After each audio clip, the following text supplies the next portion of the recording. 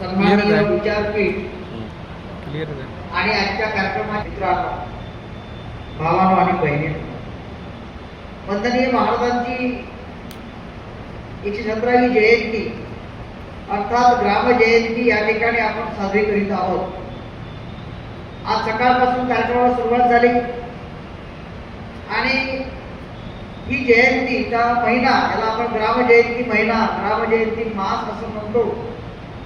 महाराजांनी सांगून ठेवलेलं आहे, माझी जयंती तुम्ही करू नका, तर तुम्ही ज्या गावामध्ये राहता, ज्या गावात तुम्ही मोठे होता, त्या गावाची जयंती या पद्धतीने करा की गाव स्वच्छ करा, गावामध्ये कुठल्या प्रकारचे उपक्रम वर्षभर करायचे ते नियोजन करा, ज्या कुठल्या समस्या याच्यावर चिंतन करा आणि गावाचा उद्धार कसा होईल या दृष्टीने विचार करा आणि तशी कृती करा, म्हणजे खऱ्या अर्थाने माझी जयंती साजरी केल्यासारखी होईल, म्हणजे ग्राम जयंती होईल. ही ग्राम जयंती महाराष्ट्रातील अनेक गावांमध्ये आजकाल होते आहे. गुरुदेव सेवा मंडळाच्या शाखा आपल्या पद्धतीने साजऱ्या करतायत. मी सुद्धा माझ्या पद्धतीने, मी माझ्या 40 वर्षाच्या काळामध्ये या गुरुदेव सेवा मंडळाच्या कार्यात असल्यामुळे अनेक जिल्ह्यामध्ये राहिलेलो, झाडीपट्टीत राहिलो आहे. परंतु प्रामुख्याने ग्राम जयंतीचा कार्यक्रम जो ज्या जिल्ह्यात प्रामुख्याने होतो तो जिल्हा म्हणजे माझ्या परीने आणि मला जो वाटतं तो म्हणजे गडचिरोली जिल्हा आहे. त्या जिल्ह्यामध्ये गावागावात ग्राम जयंती यात्रा राहते, महाराजांच्या विचारांची पालखी नेली जाते आणि प्रबोधन केलं जाते. अगदी त्या धर्मीवर श्री गुरुदेव सेवाश्रम नागपूरच्या वतीने या ठिकाणी, या पावनस्थळी, ज्या ठिकाणी ग्रामगीतेचा अर्पण पत्रिका महाराजांनी लिहिली असं एक पावन स्थळ आहे. आणि ज्या दिवशी पहिले राष्ट्रपती राजेंद्र प्रसादजी यांच्या हस्ते शिलान्यास झाला तो दिवस म्हणजे आजचा दिवस आहे. अशा वर्धापन दिवशी आज एक विशेष परिसराचं आयोजन या ठिकाणी केलेलं आहे. आणि आपल्या सर्वांना कल्पना आहे, तो विषय दिलेला आहे धार्मिक एकता आणि राष्ट्रसंत. तो आदरणीय सरस्वती सर मांडणार आहे. सरस्वती सर हे सावनेरला 15 वर्ष राहिले. 2008-2009 मध्ये मी कडमेश्वरला होतो नागपूर जिल्ह्यामध्ये. तर त्यांचं कीर्तन ऐकलं आहे. नातेच्या घरापाडी झालेलं जे कीर्तन, त्यांचं एक प्रबोधनपर, अतिशय उत्तम कीर्तनकार, उत्तम वक्ते म्हणून त्यांना आपण सगळे ओळखतो. आज ते या ठिकाणी धार्मिक एकता आणि राष्ट्रसंत महाराजांनी जो विचार मांडला आहे, एकतेचा, समन्वयाचा, मानवतेचा विचार कसा मांडला आहे, सांगितलं आहे, ते आदरणीय सरस्वती सर या ठिकाणी सांगणार आहे. दुसरा विषय जो आहे श्रद्धा, अंधश्रद्धा आणि सद्विवेक, हे आपले मित्र बुराडे सर या विषयावर आपले पुष्प गुंफणार आहे. खरं म्हणजे आजच्या काळामध्ये एक खराब प्रकार सुरू आहे. अनेक बाबा तिकडे तिकडे दिसून येत आहे, पेपरला, टीव्हीला, आणि अनेक गावांमध्ये आता अलीकडे नवीन नवीन बाबाचे पोस्टर लागत आहे. यावले सर आपल्या भागात पुन्हा 2-3 पोस्टर दुसऱ्या पोवाचे दिसत आहे, मोठ्या मोठ्या जटा आहे.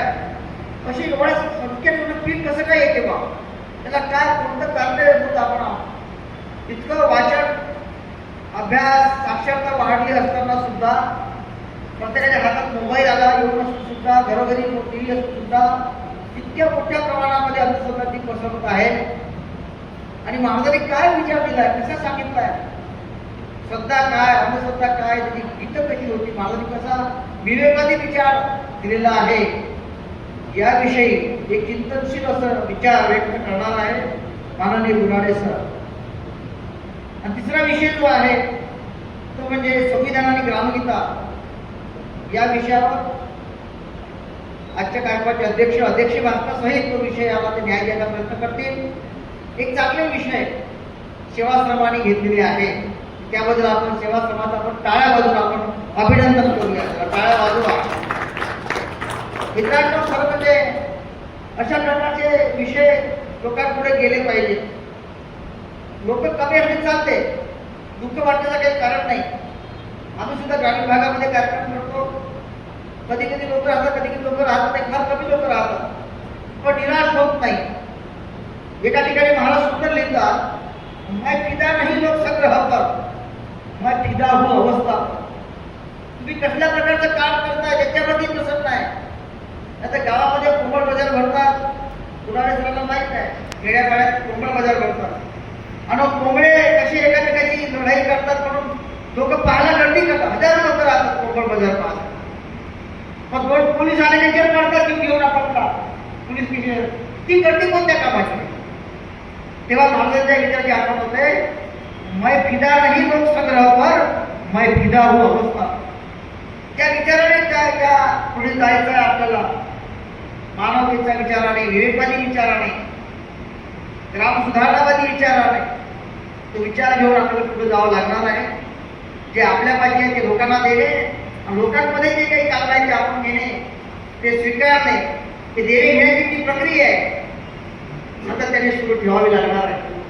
मला आनंद या गोष्टीचा आहे की या ठिकाणी 2000 साली जे साहित्य संमेलन झालं, राष्ट्रवादी राज्य साहित्य संमेलन, त्या संमेलनात 3 दिवस मी होतो ठाण मानून होतो. संमेलन कसं राहते बाबा, 3 दिवसीय साहित्य संमेलन मी पाहिलं, अनुभवलं. पुराणेश्वराच्या घरी मुक्काम करत होतो त्यावेळेस, तेव्हापासून माझे मित्र घडले. आणि मग 2003 पासून इथे झालेल्या संमेलनापासून आम्ही संमेलन घेणं सुरू केले. समारोपाचं भाषण झालं होतं, भुयार सरांनी म्हटलं होतं की हे असे संमेलन गावागावात झाले पाहिजे, असे समारोपात बोलले होते.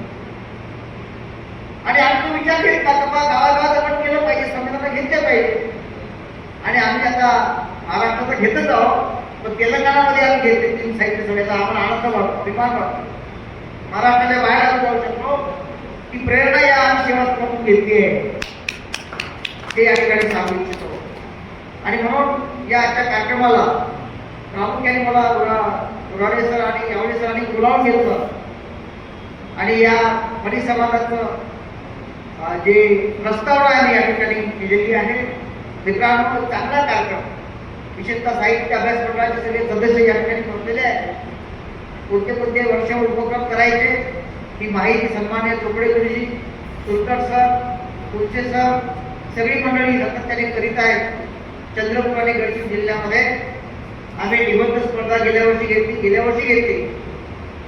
1000 पोराच्या वर विद्यार्थी चंद्रपूर जिल्ह्यात बसले, गडचिरोली जिल्ह्यात बसले. आणि या सेवाश्रमाचं नाव दोन्ही जिल्ह्यामध्ये गेलेलं आहे. सेवाश्रमाने बक्षिसं दिलेली आहेत. आणि याचा आनंद वाटतो की ज्या पद्धतीने काम व्हायला पाहिजे, योग्य दिशेने, योग्य मार्गाने यावळीजींच्या नेतृत्वामध्ये हे सगळे काम सुरू आहे.